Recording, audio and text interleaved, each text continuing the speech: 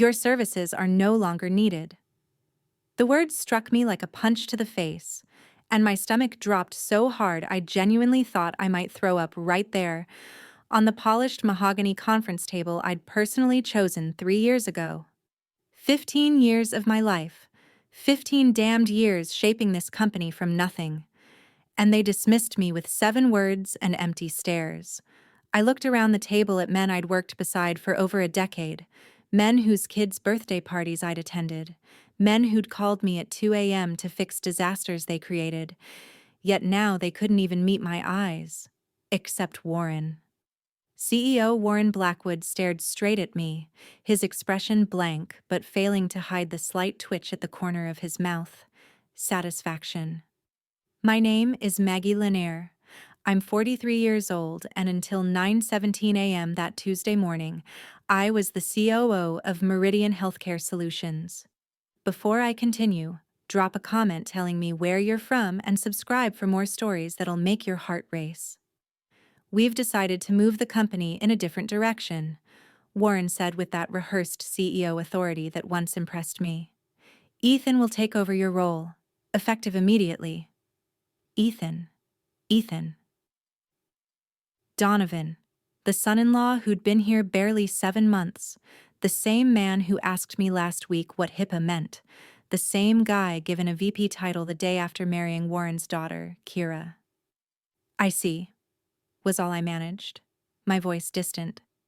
"And when did the board vote on this?" I looked at Thomas, our CFO, who had texted me yesterday about our usual afternoon coffee, and he suddenly found his notepad fascinating. "Last night, emergency session," he muttered, one I wasn't invited to. "They replaced me with a 32-year-old former hedge fund brat whose biggest achievement was being born into the right family and marrying the right woman." "HR has prepared your separation package," Warren said, sliding a thick manila envelope toward me. "Generous. We're not monsters, Maggie. But monsters, at least, are honest." I didn't touch the envelope. 15 years, I said quietly. "I was here when we had 17 employees in that converted warehouse in Somerville. I signed our first hospital contract. I flew to Singapore with food poisoning to save the Eastwood deal when no one else could." The room turned painfully silent. I could taste their guilt, sharp and metallic. "We value your contributions," Warren recited mechanically. "But Meridian needs fresh perspectives now. The healthcare landscape is shifting." "Fresh perspectives," I echoed. What he truly meant was his daughter wanted her husband in a corner office. What he meant was I'd become too influential, too indispensable. What he meant was I'd become a threat. I stood, my legs strangely steady despite the emotional earthquake tearing through me. "I'll clear out my office." "No need to rush," Warren replied, with that synthetic kindness. "Take the day. Security will assist you." Security. As if I might steal something. As if I hadn't poured every piece of myself into this company. Weekends, holidays, relationships that crumbled because I was always working. I'd missed my father's last birthday to close our Series B funding. I'd postponed freezing my eggs until it was too late because next year will be calmer. My life had become Meridian. And now they were escorting me out like a criminal. I walked back to my office, past the curious stares of my team. My team? Not anymore. News spreads quickly in corporate hallways, a digital telegraph of whispers and Slack threads. Already I felt people distancing themselves, recalibrating loyalties. By noon, my closest allies would be sending Ethan congratulatory emails. My office, with its view of the Charles River I rarely had time to appreciate, suddenly felt foreign. The awards on the wall, the family photos, mostly nieces and nephews, no children of my own, the emergency heels under my desk, all relics from a life I'd just been exiled from. I grabbed a cardboard box from the supply closet and began the humiliating task of packing up. 15 years condensed into a single box, the nameplate from my door, the lucky pen I used to sign our first $1 million contract, A framed photo of our original team, most long gone to other ventures. All except me, loyal, devoted Maggie. My throat tightened as I reached for the small jade plant on my windowsill, a gift from my mother when I made COO. Growing steadily, she'd said, just like you. It had survived my neglect, thriving with hardly any attention, unlike my relationships, unlike my fertility, unlike apparently my career. A gentle knock interrupted my thoughts. Natalie, my executive assistant of 6 years, stood in the doorway, eyes rimmed red. "They've already asked me to work for him," she murmured, voice trembling. I told them I needed time to think. "Take the job, Nat," I said, surprising myself with how calm I sounded. "You've got your mom's medical bills. I get it." She nodded, tears slipping. "They're claiming you mishandled the Westlake acquisition. That costs are spiraling. That's why." She couldn't finish. The lies had begun already, rewriting the narrative to validate their betrayal. "We both know that's," I whispered. "Westlake is the most successful acquisition in company history." "I know. Everyone knows." She hesitated. "He wants your files, your contacts, everything." Of course he did. Ethan couldn't do my job without my entire playbook. "Tell him company policy requires a formal request through IT," I replied. Two could play the corporate procedure game. As Natalie left, my phone rang. Unknown number.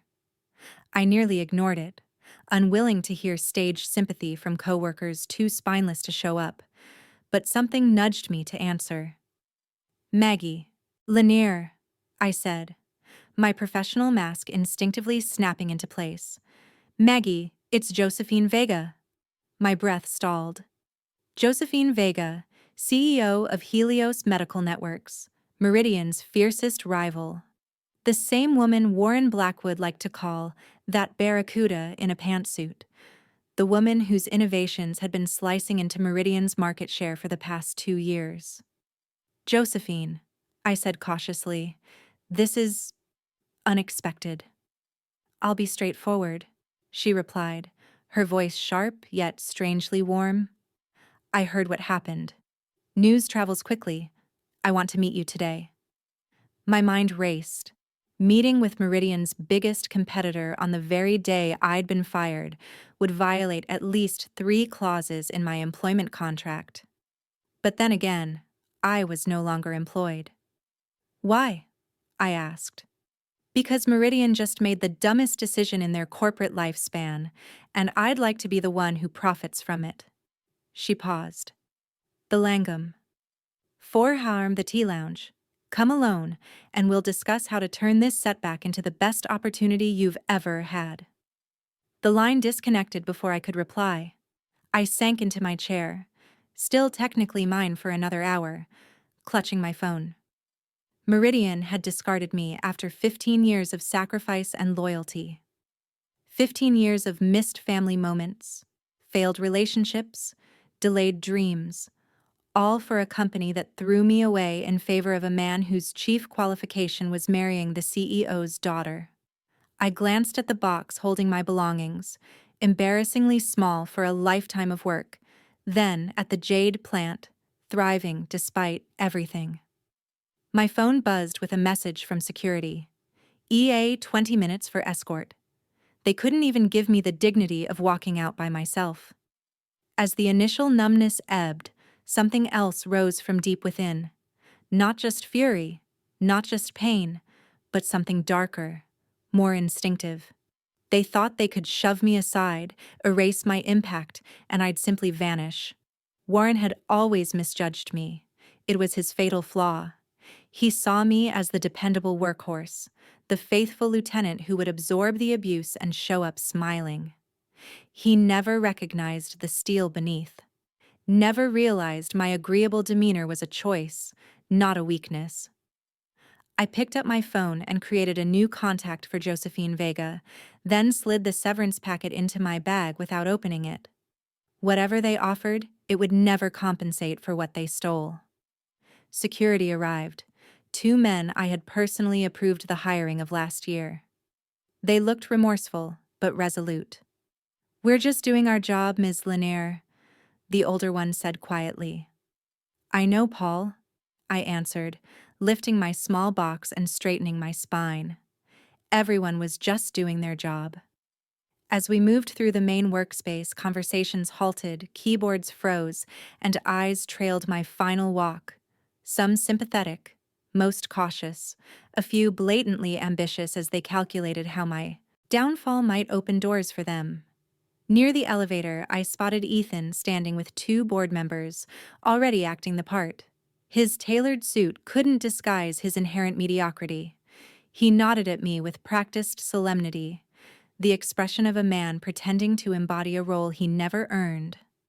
I could have walked by, should have walked by with grace. Instead, I paused. "Congratulations, Ethan," I said, my voice pitched just loud enough to gather attention. "Quick question before I go. Do you remember what HIPAA stands for?" His face reddened. The board members looked puzzled. "I'm sure Ethan knows all about compliance regulations," one offered hastily. "Of course," I replied with a thin smile. "I just thought since it's the core law governing everything our company does, he might want to share it with everyone, for clarity." Ethan's jaw clenched. "Health insurance portability? And—" The last word slipped away from him. "And Accountability Act," I finished smoothly. 1996. I helped write our first compliance protocols. They're in the blue binder on the left shelf in your new office. You might want to read it before your call with Boston General tomorrow. They're sticklers. Without waiting for a reaction, I turned and continued to the elevator. A small win, but it felt good reminding everyone what they were losing, what he could never replicate. Outside, the spring air hit me like truth itself. 15 years entering this building, and now I was banned from it. My key card already disabled, my email already locked. 15 years erased in 15 minutes. I sat in my car, a sensible Audi I'd chosen to convey success without flash, and finally let myself feel the full gravity of what had happened. The tears came hard, unstoppable. I cried for my lost identity, for sacrifices that suddenly felt meaningless, for a future I'd once believed was secure. But as the sobs faded, that darker fire stirred again. A voice whispering, "They think this is the end of your story. Show them it's only the opening chapter." I checked my reflection in the rearview mirror, reapplied my lipstick, and started the engine. I had a 4-hour meeting that could shift everything.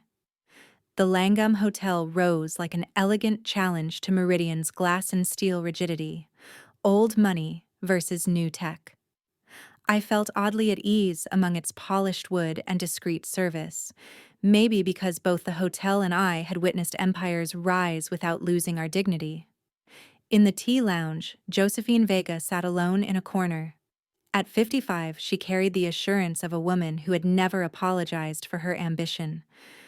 Her silver-streaked black hair framed sharp, intelligent eyes. She stood as I approached. "Maggie," she said, offering her hand. "Thank you for coming." Her handshake was firm but not forceful, confident without being overbearing. Everything about her signaled a woman fully at ease with her power. "I was curious," I replied, taking my seat. "And honestly, I didn't have anything better to do today." She smiled at the candor. "Let's order first, then we'll talk about how Meridian just handed me the competitive edge I've been waiting years for." We ordered. Earl Grey for her, espresso for me. I needed the bite. "I've followed your work," she said once the server left. 15 years crafting Meridian's operational backbone, their hospital network, their compliance architecture, their client relationships. She leaned in slightly. "You are Meridian, Maggie, not Warren, not that board of golfing cronies. You." Her words pressed against a wound still raw and aching. "Apparently not," I replied, unable to mask the bitterness sharpening my voice. Apparently, I'm replaceable by someone whose top qualification is marrying the CEO's daughter. Warren was always an idiot, Josephine said with effortless disdain. But his loss is my gain. I want you at Helios, Maggie. Not just as an executive, as a partner. I blinked. Partner? Equity. A board seat. Freedom to build without Warren's ego strangling you. She lifted her tea. I've watched you solve problems at Meridian that we're still wrestling with at Helios. Picture what you could accomplish without Warren second-guessing every innovation. The offer was audacious, almost unbelievable. But 15 years had taught me to be wary. Why trust me with so much? I've been your competition. For all you know, I could be Warren's spy. Josephine laughed, an unrestrained sound that drew glances from nearby tables. Warren doesn't have the creativity for that kind of maneuver. Besides, her eyes narrowed. I recognize something in you I know intimately, the look of a woman underestimated her entire career. A woman who worked twice as hard for half the recognition. A woman whose ideas were stolen in conference rooms and watched someone else soak up the applause. She placed her teacup down with surgical precision, and I saw in her expression the unmistakable arrival at a breaking point. Her words struck me like a revelation. She was right. I had reached my breaking point. 15 years of swallowing anger, of smiling through condescension, of watching my work elevated under someone else's name. It had hardened inside me into something volatile. What exactly are you proposing? I asked, leaning in. Josephine's eyes flashed. Meridian has won the Mayo Clinic contract renewal 6 years straight. It's up again in 3 months, now worth $47 million annually. I nodded. I had personally led the last 2 renewals. I want it, she said simply, and you know precisely how to get it. The Mayo contract, Meridian's crown jewel. I had built that relationship brick by brick, navigating implementation issues, outages, budget battles. I knew every stakeholder, knew whose kids played soccer, knew who needed data, and who only cared about results. My non-compete, I began, is strict but ultimately limited, Josephine finished smoothly. My legal team reviewed Meridian's standard executive contract. They can block you from joining us directly for 12 months. They can bar you from recruiting staff. But they cannot stop you from consulting for their clients. The loophole was brilliant. Consulting for Mayo wouldn't breach my non-compete if I played it carefully. And if Mayo then switched vendors after benefiting from my insights. Sheer coincidence. Still, I said slowly, why partner status? That's a significant offer for someone you barely know. Josephine placed her cup down again. Because half of something exceptional is better than all of something mediocre. Because I've grown Helios by elevating talent others foolishly throw away. And because, her voice sharpened, I've waited 5 years to see Warren Blackwood's face when he loses Mayo. When he realizes his biggest mistake wasn't firing you, it was creating an enemy who knows every flaw he hides. Her vendetta ran deep. Another reason to investigate later. For now, our motivations aligned perfectly. I'd need guaranteed autonomy, I said, already drafting demands in my head. My own team. No interference in how I manage relationships. Done. And a 2-year protection clause if the partnership fails. Fair. I inhaled slowly. Why did they really fire me, Josephine? You have eyes everywhere. What's the real reason? She studied me, deciding how much truth to offer. The Lindale acquisition, she said at last. Warren's announcing it next month. A $2.7 billion deal, the biggest in their history. But their security protocols are a catastrophe. Potential HIPAA violations everywhere. You would have noticed them immediately. Insisted they correct everything before signing. The Lindale Group. Of course. The flashy newcomer in prescription management systems, hiding glaring security gaps beneath a polished interface. I'd cautioned Warren about them 6 months ago. Ethan won't catch the compliance failures, I said quietly. He'll be dazzled by the surface-level metrics. Josephine agreed. Warren needed you out before due diligence. You were the only leader he couldn't pressure or sweet-talk into ignoring the risks. The betrayal cut deeper now, realizing they'd removed me not in spite of my competence, but because of it. I wasn't just inconvenient for a nepotism hire. I was a threat to their reckless ambitions. I need time, I finally said. This isn't just a career move, it's a full rebirth. She finished gently. I know. Take 48 hours, then call me. She pushed a business card toward me. But remember, your value is at its peak right now while your insight is sharp, and your window for... She paused. Correcting the injustice is strongest before they lock in the relationships you built. Correction of injustice. Such an elegant phrase for what I was considering. When I stepped out of the Langham, the spring air felt charged with possibility. My phone filled with messages from former coworkers, the brave ones, risking contact. I ignored them, driving aimlessly through Cambridge as my mind attacked every angle. I eventually stopped at Montrose Point, the little overlook where I'd sometimes escape for lunch when the office felt suffocating. The Charles River moved steadily below, patient and calm. Across the water was the Meridian Tower, its upper floors still glowing. Work continued inside, just not with me. My phone rang again. This time, a name that surprised me. Dr. Eileen Sawyer, Chief Medical Officer at Mayo Clinic. Maggie. Her warm voice carried worry. I just heard. Are you all right? Eileen and I had built more than a professional rapport over the years. We'd navigated late-night integration issues together, swapped novels, laughed when her daughter got into med school. Still processing, I said quietly.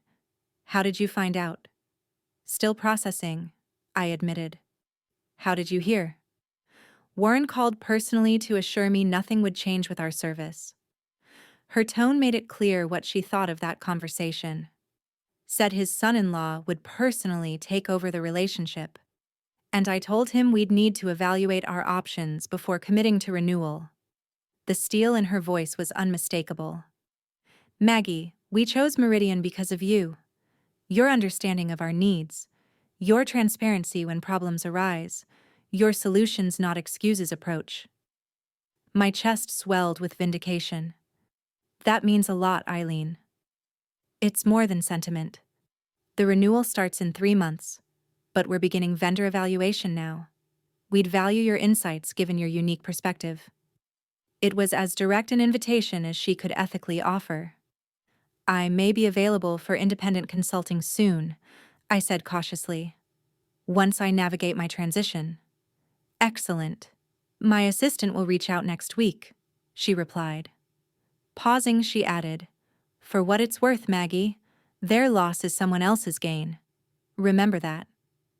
After we hung up, I watched the Meridian Tower as darkness fell, floor by floor lights winking out. 15 years of my life in that glass monolith. 15 years of achievement they thought could be erased. I thought of Warren's smug expression, Ethan's unearned confidence, the board members who wouldn't meet my eyes, and all I'd sacrificed for a company that discarded me like yesterday's coffee grounds. I made my decision. The next morning, I signed Josephine's partnership agreement. By afternoon, I had office space at Helios's Cambridge location, deliberately placed to be visible from Warren's corner office across the river. By evening, I drafted a consulting proposal for Mayo Clinic that carefully skirted the limits of my non-compete. 3 days after being fired, Natalie, my former assistant, texted, Ethan can't find the Westlake integration documentation. Board meeting disaster? Warren furious. I smiled. The Westlake files weren't missing. They were exactly where they should be. Filed under acquisition notes. Westlake, final on the shared drive. But without my institutional knowledge, without my mental map of 15 years of systems and processes, navigating Meridian was like wandering a labyrinth blindfolded. I hadn't sabotaged anything. I'd simply stopped being their Atlas. 1 week later, I launched my consulting practice, meticulously structured with Josephine's legal team, my first client, Mayo Clinic. My project, evaluating healthcare management systems for their upcoming contract renewal. 2 weeks in, another text from Natalie arrived. They lost the Harborview account today. CFO panicking. Harborview had been wavering for months. I had been the one calming their procurement team, addressing concerns, keeping them loyal. Without me, the relationship crumbled instantly. I wasn't even directly poaching Meridian's clients. I didn't have to. The connections had always been personal, built on trust in me, not the logo. Meanwhile, at Helios, I was building something unprecedented. Josephine had kept her word. Total autonomy, resources at my disposal, no second guessing. I recruited 3 undervalued analysts from Meridian, timing their hires carefully to avoid non-solicitation breaches. Together, we developed a client management system that blended Meridian's best practices with the innovations I had long wanted to implement, blocked by Warren's conservatism. The results were immediate. By month 2, we'd secured 2 mid-size hospital systems that had languished on Meridian's prospect list for years, not by attacking Meridian, but by offering something superior, something I had always dreamed of building. The Mayo evaluation proceeded perfectly. Each meeting revealed Meridian's vulnerabilities. Each analysis underscored the risks of their new management approach. Each comparison highlighted Helios's innovative solutions, solving problems Mayo didn't even know existed. Then came the moment that crystallized everything. I was working late, Meridian's lights twinkling across the river, when my phone rang. An unknown number. Maggie Lanier, I answered. Maggie, it's Warren. My blood froze, then boiled with fury. The audacity. Warren, I said evenly. This is unexpected. I think we got off on the wrong foot with your transition, he said, voice tinged with that forced joviality he always used when trying to manipulate. The board has been reassessing the situation. We may have been hasty. Hasty? I repeated flatly. After 15 years, he cleared his throat. The point, he said, is that there might be an opportunity to bring you back in a senior advisory role. The team misses your institutional knowledge. Translation: they were floundering without me. The realization sparked a savage joy I made no effort to hide. That's a generous offer, I said, eyes on Meridian's building across the water. Unfortunately, I'm committed to other projects now. We can be very competitive with compensation, he pressed. Whatever you're getting, we'll beat it. I thought of the Helios partnership agreement, the equity, the board seat, the autonomy, none of which Warren could ever truly provide. It's not about money, Warren. It never was. Then what do you want? Frustration crept into his voice. Name it. What did I want? Revenge had seemed simple at first. Make them suffer. Make them regret discarding me. But building something new at Helios, I realized revenge alone wasn't enough. I wanted vindication. I wanted them to fully grasp what they'd lost. I want you to learn your lesson, I said quietly. But I don't think you're capable of that. Don't be childish, Maggie. This is business. Sometimes hard decisions. Replacing me with your son-in-law wasn't a hard decision, Warren. It was an easy one. The coward's choice. And now you're facing the consequences. His tone sharpened. If this is about Mayo, this is about 15 years of my life I poured into building something meaningful, something you were willing to risk for nepotism and short-term gain. I paused, letting it sink in. You didn't value what you had, Warren. Someone else does. That's not vindictiveness. That's capitalism. Isn't that what you always preached? After a long silence, he spoke with cold fury. You won't get away with this. The non-compete has been meticulously honored, as your lawyers have surely confirmed. I'm not working directly for your competitors for 12 months. I'm consulting independently. I haven't solicited your employees. They sought me out. Everything I'm doing is perfectly legal. I allowed myself a small smile. I learned contract law by watching you manipulate it for years. This isn't over, he threatened. Actually, Warren, it was over the moment you decided I was disposable. You just didn't know it yet. I hung up, heart racing but spirits soaring. His call confirmed everything. They were flailing without me. The Mayo account was slipping. The Lindale acquisition was likely revealing the compliance nightmares I had predicted. 3 days later, Natalie sent her most revealing text yet. Lindale deal postponed indefinitely. Board emergency meeting called. Ethan being grilled on due diligence failures. Warren's legacy-defining acquisition was collapsing under the weight of issues I would have caught immediately. Problems Ethan, with his hedge fund experience and 7 months at the company, had completely missed. That weekend, I received an email from Thomas, the CFO who hadn't been able to meet my eyes the day they fired me. The subject line read simply, "You were right." The message contained a single attachment, board minutes revealing that the emergency session where they'd voted to replace me had actually been scheduled 3 weeks in advance. Warren had lied about the timeline, about the reasons, about everything. Thomas had finally found his conscience, too late to help me, but just in time to witness the collapse. The Mayo Clinic decision landed exactly as I'd anticipated. Their evaluation committee recommended switching to Helios's platform, citing innovation, security, and relationship management as decisive factors. The contract, now worth $52 million annually, with the expanded services I'd suggested, would transfer when the current agreement expired in 3 weeks. Josephine was elated. "This is just the beginning," she said at our celebration dinner. "With you leading client relationships, we'll secure every major account within 2 years." I smiled, raising my glass. To correction of injustice. She clinked hers against mine.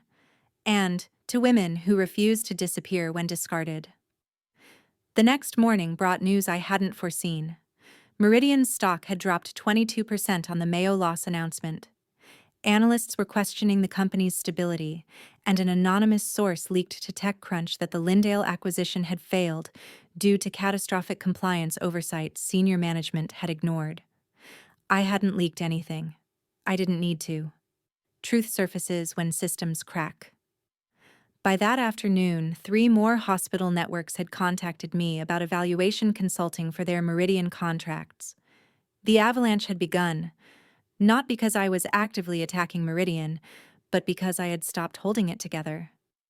That evening, working late in my Helios office, I received one final text from Natalie. Warren asked for resignation. Board unanimous. Ethan also out. They're talking about bringing in a crisis management team. I walked to the window, staring across the river at the Meridian Tower. 15 years of my life in that building. 15 years they thought could be erased with 7 cold words.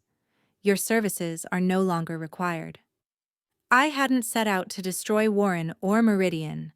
I had simply taken my value elsewhere, built something better, let natural consequences unfold. The most devastating revenge wasn't stealing clients or exposing mistakes. It was showing them, and myself, that I had always been the true source of their success. Without me, the weaknesses I'd covered for years were finally laid bare. Warren had believed Meridian was his creation, his legacy. Now he understood the truth. I hadn't worked for Meridian all those years. Meridian had worked because of me. My phone buzzed with an incoming email. The Mayo Clinic. Contract finalized, ready for signatures. The first major victory of many to come, not through destruction, but creation. Recognized finally for my true value, I signed the document and glanced once more at the Meridian building across the river. Its lights seemed dimmer, its presence less imposing. "Goodbye, Warren," I whispered. Your services are no longer required. Have you ever been underestimated, overlooked despite your contributions, replaced by someone less qualified but better connected? I'd love to hear your stories in the comments. What would you have done in my position? Taken Josephine's offer? Or tried something entirely different? How do you recover when a company you helped build decides you're dispensable? If this story resonated, subscribe for more raw, honest accounts of professional betrayal and sweet, well-earned justice. Sometimes, the most powerful revenge isn't destroying what hurt you, it's building something better from the ashes of what you lost.